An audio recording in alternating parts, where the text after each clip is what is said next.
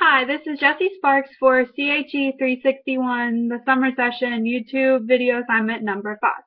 So what I understood the assignment as was we picked an infographic from the website and we basically explained why it was important to chemistry using multiple aspects from what we learned. So I chose this infographic. It's maybe it'll look like the functional groups of organic chemistry. So as you can see, like there's little bubbles and they all have like pictures of what they are, and then underneath the pictures it says the naming, and then it gives basically an example of the ending that you would put on to the name that would become the name using the IUPAC naming nomenclature stuff. So I picked this infographic basically because I remember on the first day and having you try to explain some things and you were using like big giant molecules, and I was just so confused on how you could even know the name or how to draw it or what it was.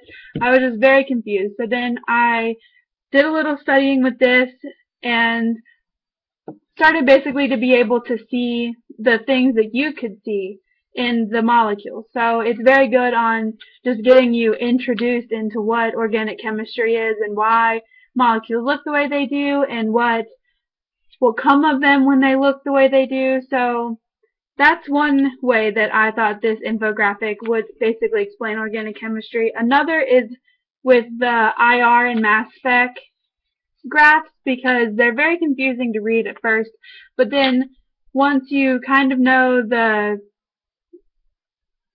functional groups, you'll start to understand what the IR spectrum should look like. So I know with alcohols, which are this top middle one,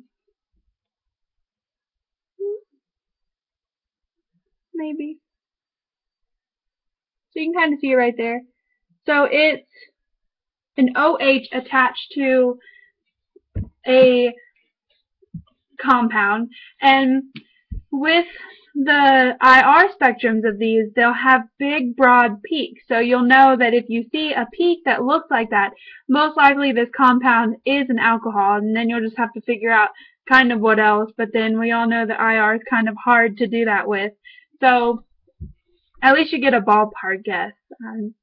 And then with another aspect that helps knowing the functional groups is the naming. So I know with the rings, like the cyclos and basically the